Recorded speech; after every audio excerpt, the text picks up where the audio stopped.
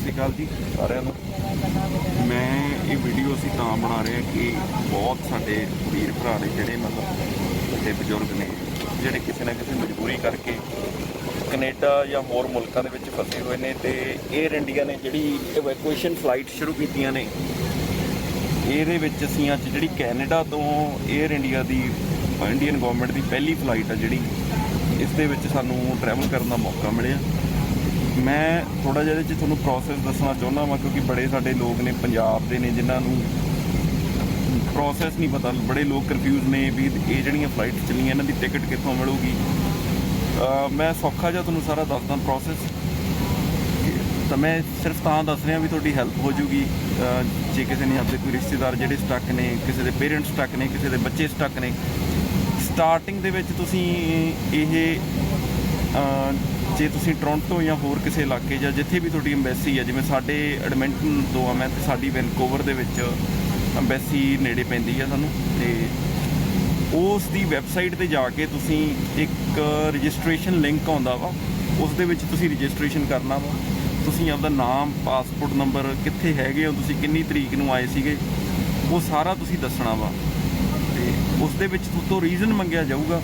ਕਿਰਪਾ ਕਰਕੇ ਜੋ ਵੀ ਤੁਹਾਡਾ ਸਹੀ ਰੀਜ਼ਨ ਆ, ਸੱਚਾਈ ਆ, ਕਿਉਂਕਿ ਰੀਜ਼ਨ ਉਹ ਵੈਰੀਫਾਈ ਕਰਦੇ ਨੇ, ਉਹ ਤੁਸੀਂ ਦੱਸ ਦਿਓ। ਅਤੇ ਉਸ ਦੇ ਵਿੱਚ ਜੇ ਤੁਹਾਡੇ ਕੋਲ ਕੋਈ ਸਪੋਰਟਿੰਗ ਡਾਕੂਮੈਂਟ ਆ, ਜਿਵੇਂ ਕਿ ਤੁਸੀਂ ਇੱਥੇ ਵਿਜ਼ਿਟਰ ਆਏ ਸੀਗੇ ਅਤੇ ਤੁਹਾਡੀ ਵਾਪਸੀ ਦੀ ਟਿਕਟ ਕਰਾਈ ਹੋਈ ਸੀ ਪਰ ਉਹ ਟਿਕਟ ਕੈਂਸਲ ਹੋ ਗਈ, ਉਹ ਜਦੋਂ ਮਤਲਬ ਇੱਕ ਵਾਰ ਤੁਸੀਂ ਰਜਿਸਟ੍ਰੇਸ਼ਨ ਕਰਾਓਗੇ ਉਸ ਤੋਂ ਬਾਅਦ ਉਹਨਾਂ ਦੀ ਤੁਹਾਨੂੰ ਈਮੇਲ ਆਊਗੀ ਵੀ ਤੁਸੀਂ ਆਪਦਾ ਰੀਜ਼ਨ ਦੱਸੋ।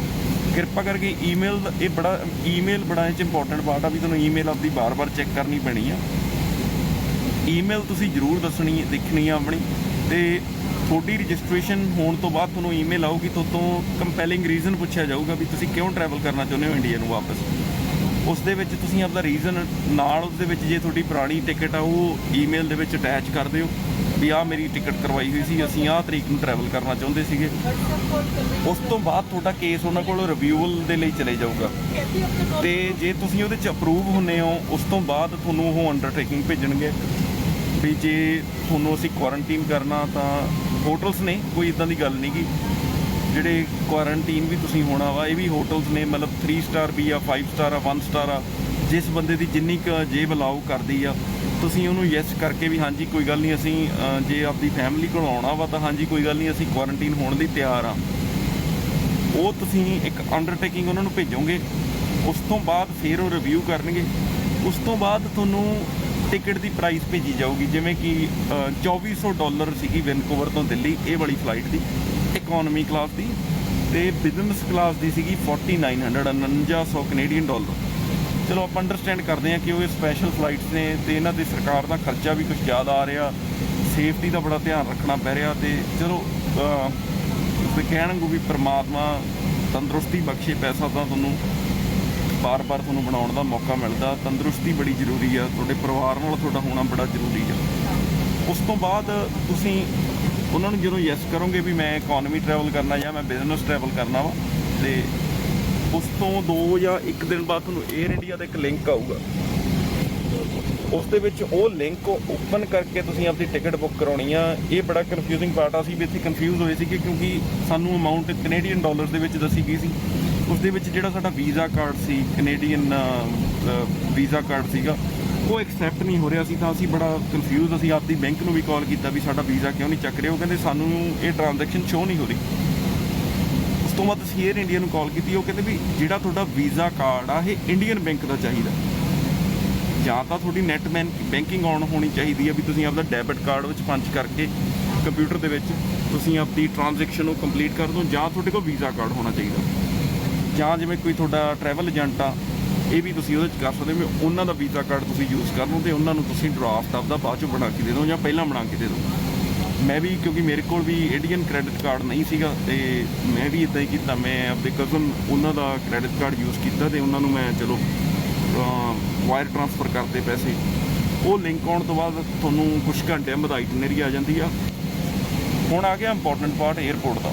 ਜਦੋਂ ਤੁਸੀਂ ਏਅਰਪੋਰਟ 'ਤੇ ਆਉਣਾ ਵਾ, ਜਿਹੜੀ ਤੁਸੀਂ ਅੰਡਰਟੇਕਿੰਗ ਉਹਨਾਂ ਨੂੰ ਦਿੱਤੀ ਸੀ ਸਾਈਨ ਕਰਕੇ, ਉਹ ਤੁਸੀਂ ਨਾਲ ਲੈ ਕੇ ਆਉਣੀ ਆ, ਅਤੇ ਇੱਥੇ ਲਾਈਨ ਦੇ ਵਿੱਚ ਲੱਗ ਕੇ ਤੁਸੀਂ ਆਪਦਾ ਪਹਿਲਾਂ ਉਹਨਾਂ ਨੇ ਤੁਹਾਡਾ ਥਰਮਾਮੀਟਰ ਨਾਲ ਟੈਸਟ ਕਰਨਾ, ਉਹਨਾਂ ਨੇ ਦੇਖਣਗੇ ਤੁਹਾਡੇ ਵੀ ਸਿੰਪਟਮ ਤਾਂ ਨਹੀਂ ਕੋਈ ਜਿਹੜਾ ਤੁਹਾਨੂੰ ਕੋਈ ਡਰਾ ਰਿਹਾ ਵਾ ਵੀ ਨੱਕ ਦੇ ਵਿੱਚ ਪਾਈਪ ਪਾ ਕੇ ਟੈਸਟ ਕੀਤਾ ਜਾਊਗਾ, ਉਹ ਸਭ ਗਲਤ ਗੱਲਾਂ ਨਹੀਂ। ਸਿਰਫ ਇੱਕ ਥਰਮਾਮੀਟਰ ਲਾਉਣਗੇ ਤੁਹਾਡੇ ਉਹ ਮੱਥੇ ਤੇ, ਥਰਮਲ, ਉਹ ਵੀ ਇਹ ਡਿਸਟੈਂਸ ਤੇ। ਉਹਨਾਂ ਦੇ ਵੀ ਪ੍ਰੋਪਰ ਡਰੈਸ ਪਾਈ ਆ, ਆਪਦੀ ਸੇਫਟੀ ਤੇ ਤੁਹਾਡੀ ਸੇਫਟੀ ਦੇ ਲਈ। ਉਸ ਤੋਂ ਬਾਅਦ ਤੁਸੀਂ ਆਪਦੇ ਲਗੇਜ ਜਮ੍ਹਾਂ ਕਰਵਾਉਣੇ ਆ ਟੈਚੀ। ਨੋਰਮਲ ਸਿਕਿਉਰਿਟੀ ਪ੍ਰੋਸੈਸ ਹੋਊਗਾ ਤੁਹਾਡਾ। ਤੇ ਏਅਰਪੋਰਟ ਦੇ ਵਿੱਚ ਸ਼ਾਪਸ ਵਗੈਰਾ ਬੰਦ ਨੇ, 1-2 ਖਾਣ ਪੀਣ ਦੀਆਂ ਸ਼ਾਪਸ ਖੁੱਲ੍ਹੀਆਂ।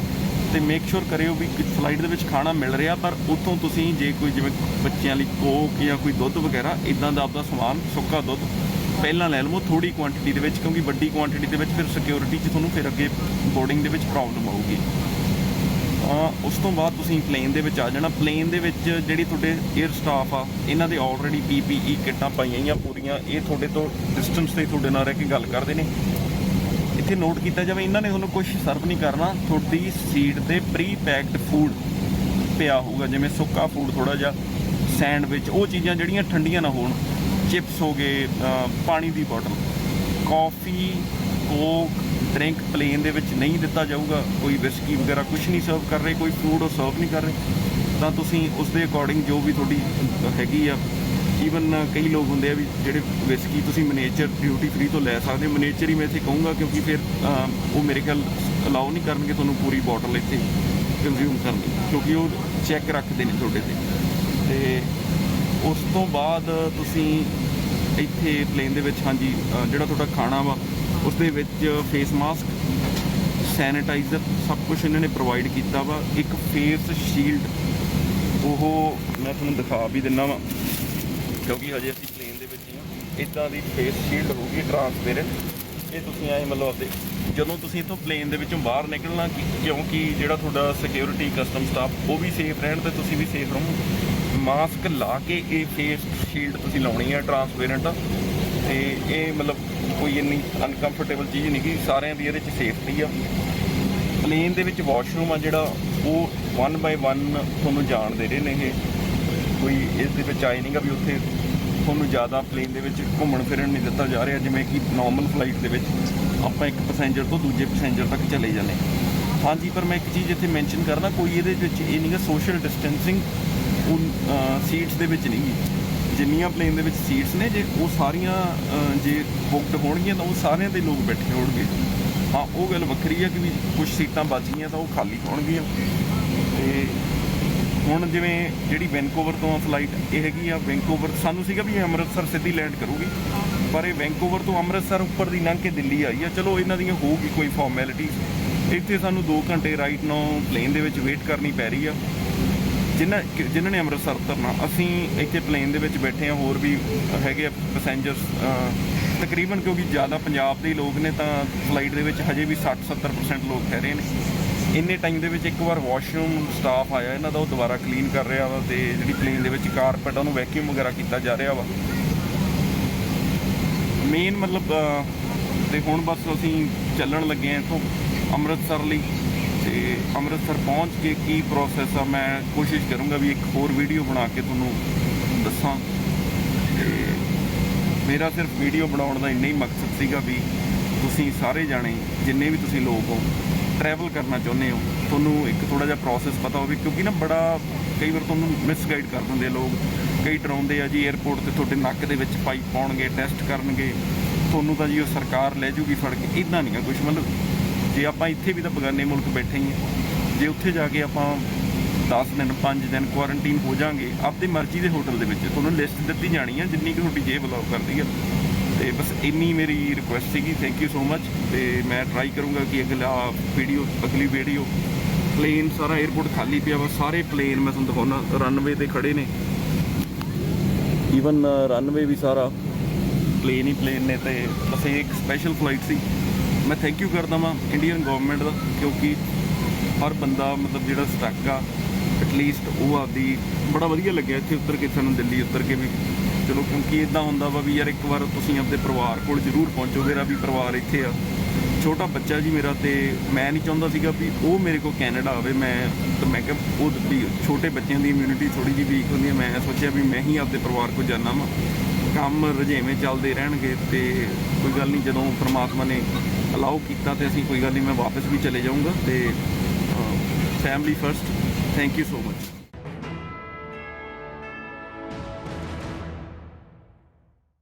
ਸਤਿ ਸ਼੍ਰੀ ਅਕਾਲ। ਜੇ ਤੁਸੀਂ ਕੈਨੇਡਾ ਸਟੂਡੈਂਟ ਵੀਜ਼ੇ ਤੇ ਜਾਣਾ ਚਾਹੁੰਦੇ ਹੋ ਪਰ ਆਇਲਸ ਵਿੱਚ ਓਵਰਆਲ ਤਾਂ 6 ਆ ਗਏ, ਇੱਕ ਵਿੱਚ 5.5 ਬੈਂਡ ਕਰਕੇ ਡਰਦੇ ਹੋ, ਜਾਂ ਕੈਨੇਡਾ ਦਾ ਸਟੂਡੈਂਟ ਵੀਜ਼ਾ ਰਿਫਿਊਜ਼ ਕਰਵਾ ਬੈਠੇ ਹੋ, ਜਾਂ ਸਟੱਡੀ ਗੈਪ ਜ਼ਿਆਦਾ ਹੋਣ ਕਰਕੇ ਸੋਚਦੇ ਹੋ ਕਿ ਕਿਤੇ ਰਿਫਿਊਜ਼ਲ ਨਾ ਆ ਜਾਵੇ, ਤੇ ਅੱਜ ਹੀ ਪਿਰਾਮਿਡ ਈ ਸਰਵਿਸਿਜ਼ ਨੂੰ ਮਿਲੋ ਔਰ ਕੈਨੇਡਾ ਜਾਣ ਦੇ ਆਪਣੇ ਸੁਪਨੇ ਨੂੰ ਸਾਕਾਰ ਕਰੋ।